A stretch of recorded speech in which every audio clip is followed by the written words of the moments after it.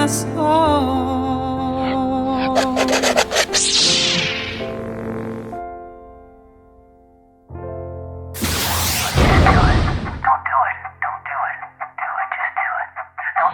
All of Jessica Leia's music that you hear on Me and My Song is available for purchase online.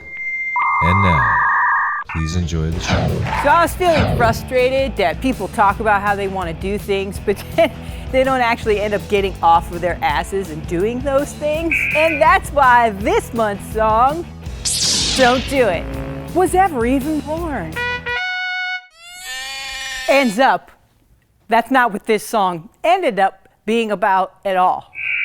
In some songwriting situations, like this one, the song may end up getting written after all, but just ultimately end up being something totally different than I had originally planned for it to be. Sort of like life in general.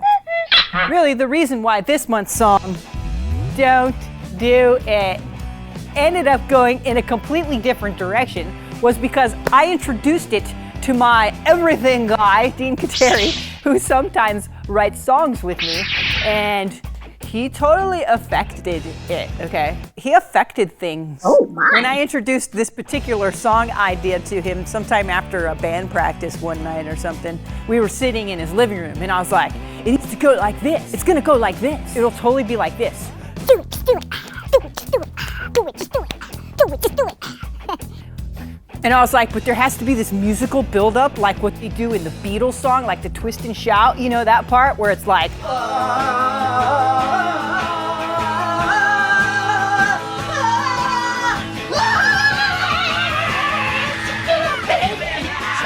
Then he picked up his guitar, like Dean always does, you know, and he was like, you mean like this? And I was like, yeah, like that, exactly. Technically, it didn't actually go exactly like that. It actually went exactly like this. Dean was like, Okay, so I'm thinking kind of like how the strokes do there. okay, I'm thinking like kind of how the Strokes do there. Or to good, so you can really lean. Or to like that really lean. Yeah, I know what you're saying. And I was like, yeah, I know what you're saying. I can feel you feeling that. I was like, I can feel you feeling that.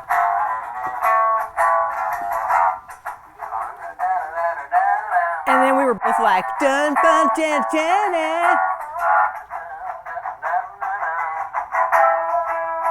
And then this is like that Beatles build-up part right here. And we were both like, and then I was like, but then the recording ended and I don't know what I said after that. This show it's all about for realsies stuff. Real things that happen in real life here on Me and My Song. Me and my song. I think what happened at that point was I let him know what I had thought the subject matter of the song should be, like I told you guys at the intro. So I was feeling frustrated that people talk about how they want to do things, but then they don't actually end up getting off of their asses and doing those things. But he was like, I don't know. I hear that little do it, just do it. And it makes me think of like the proverbial devil on your shoulder telling you to just do it. That's how this month's song, Don't Do It, was ever even born. What? I know. It was one of my born again songs. Oh. Sometimes I have those. Okay. Point being that his comment about angels and demons hanging around on people's shoulders completely changed the trajectory of this month's song, Don't Do It. But it still didn't get written yet. What? So fast forward like 5 years later, which will probably be like 2 years in the past from the time that this video actually is posted. Oh man, that's like 5 years in the future from that point, but like 2 years in the past from this point. And at that point, I was putting together the list of songs that was gonna be on this here season 3 of What? Me and My Song. And I called up Dean and I asked him if he wanted to do another tag team badass Jessica Leia, Dean Kattari songwriting extravaganza on season 3. Hey Dean, yeah, you wanna get in on this? Cause we never finished that song, Just Do It, huh? Just Do It was originally what I was gonna call this song, but I didn't call it that. And Dean was like, yeah, sure, I'll pull up that old recording we did and I'll see what I can come up with. And then like 5 minutes later, I got this email with this playing on it.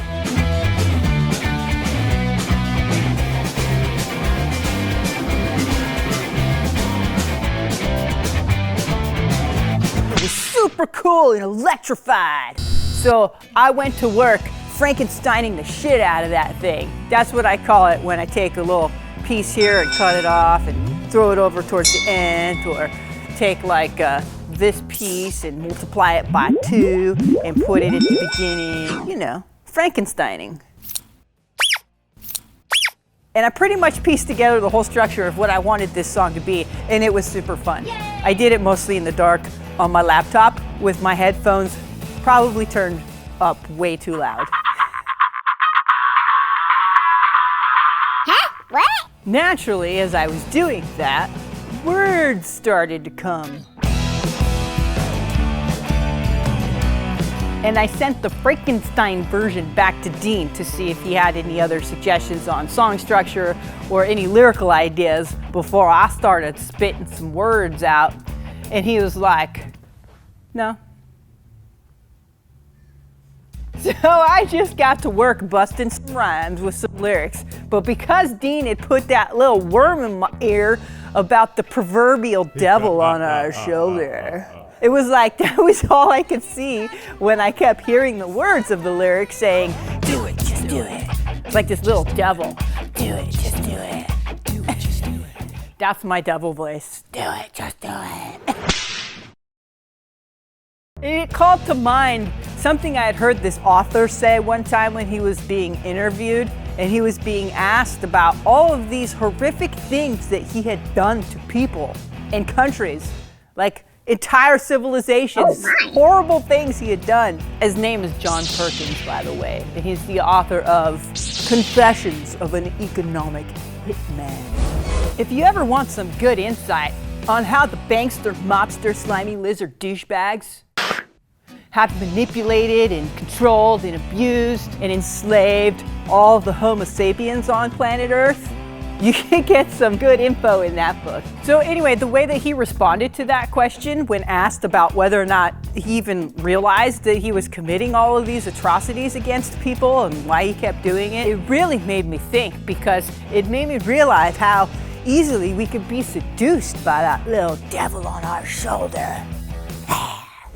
How we can get so easily mind-f***ed into thinking that that horrible thing that we're doing, that all those atrocities that we're committing, that naughty behavior that we're indulging in, is fine as long as we have plenty of encouragement around us to keep us doing that bad thing that we have convinced ourselves is a good thing. Because when he was asked why he kept doing all of these things, destroying people's worlds, destroying their lives, why he kept doing it, he said, you know, I kind of noticed that it wasn't really right, but I had all of these big executives as this great job paying me lots of money, and all of these people, I specifically remember him saying, patting me on the back for what I was doing. Those words really struck a chord with me. I was like, ain't there something? Someone could be running around committing the most heinous crimes against humanity, and even if there's some sliver of their own humanity crying out from their inner core, telling them that it's wrong. No, stop! This is wrong! As long as there's a bunch of little minions running around, rewarding them for their bad behavior, they'll just keep getting mind-f***ed into doing all of those horrific things that sliver of humanity inside of them is telling them they probably shouldn't be doing.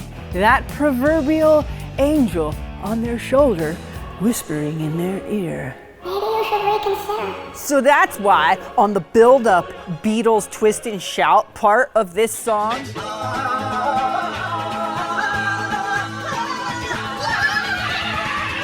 the lyrics say, the devil offered all the world to you. In exchange, he said your soul would do. Then had his minions pat you on the back and say, do it, just do it.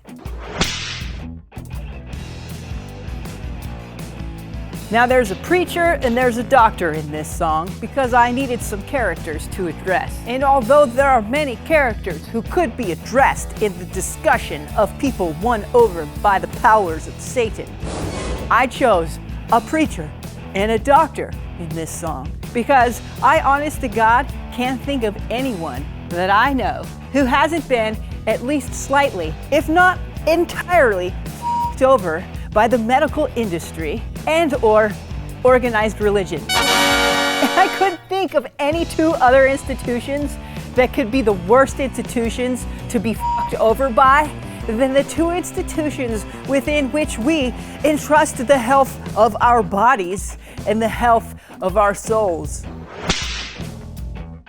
But I do have to say a very special, sincere thank you to all the doctors and healers and spiritual leaders and preachers who have stayed true to that inner sliver of humanity, who have listened to that angel on your shoulder more often than not while making your personal and professional decisions, who have stayed true to your inner core. No! Stop! Because I know that you, oh good deed doers, who have gone against the status quo that's been set up by them, their devils and all these institutions, I know that you, of all people, have suffered the most for doing so. You have been ostracized, penalized, ironically enough, demonized, criminalized, even murdered. Just for staying true to the truth and for genuinely trying to help people In this crazy, crazy world. And of course, special shout out to all the preachers and priests and spiritual leaders who teach the divinity, you and me, that we are all divine and we don't need the intermediary of churchism for us to be connected to Prime Creator. I'm here, my child. No thanks, already connected. I'm good. And if you ever want to see what this world does to the people who teach things like the kingdom of heaven is within you, just take a look at what they did to our broski Jesus over there. King Matrix. What the is going on here? Why are the doctors destroying people's health? And why are the priests destroying people's souls? Oh, there's gonna be side effects, Jessica. Even when the placebo has exactly the same statistical outcome as the drug, but without the side effect of death? Weird. Do a little looking into Prozac right there. Or any of the pills that get handed out by these doctors, like candy, which, by the way, candy is a drug too. Pick a pill. Candy pill. And priests! Shit! That cat's been out of the bag for decades now. If you don't know how filthy and poisoned churches are at this point, you need to turn on your notifications. Or maybe just like, Come on out from under that rock over there. Just, come on. The weather's fine. Come on, the weather's fine. the controlled weather is fine. Again, shout out to all the wonderful and magnificent and magical spiritual leaders and healers in the world. Thank you. Thank you very much. Thank you very much. But this month's song, Don't Do It, begs the question, what is it that happens to these people who we are supposed to entrust with our health? And these people who we are supposed to entrust with our relationship to God? What is it that turns them so yucky? Ew. Is it the seductive power of all of that money? The lure of all of that power? Were they that way from the start? Or is there something going on inside of this system? Is it all those minions patting them on the back? Saying, oh, this is just the way we do things. May as well keep doing things the way we do things. Then I got rewarded instead of punished. I get it. I have no doubt that it is much easier to continue to just do things the way you do things and keep, destroying other people's lives instead of speaking out against the status quo and risk destroying your life. I get it. I'm just choosing to keep my soul. Special announcement, you can tell Satan to f*** off at any time. Dang it! Which is why I ultimately decided to title this month's song, Don't Do It. There's a lot of arguing betwixt the angel and the devil in this song. Do it, just do it, do it, just do it, do it. Don't do it. And I'd rather have the title of this song represent the voice of that angel. Dang it! Because that's just my little way of doing my little part to encourage humanity to listen to the voice of the angel. To that still, small, inner voice. Because it is just that still and small. And if you don't make an effort to listen to that still, small, inner voice, Well, the rest of the world just sounds like this all the time, and it makes it really tough for you to hear any kind of still, small inner voice unless you really make a concerted effort and consciously choose to.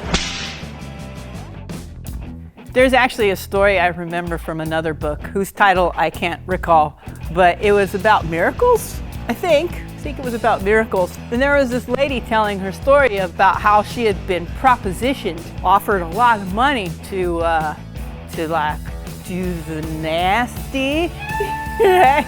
And one day she was sitting by herself really contemplating whether or not to do this thing. And some random guy came and sat next to her and said, I know what you're thinking about doing. Don't do it. And she didn't. She thinks it was her angel who spoke to her that day. Could be. But in my experience, when our angels speak to us, it's not that obvious all the time. So in case there's anyone listening right now that I could strongly encourage, especially people that we have placed so much of our trust in, like doctors and preachers, I would just like to strongly encourage you to please,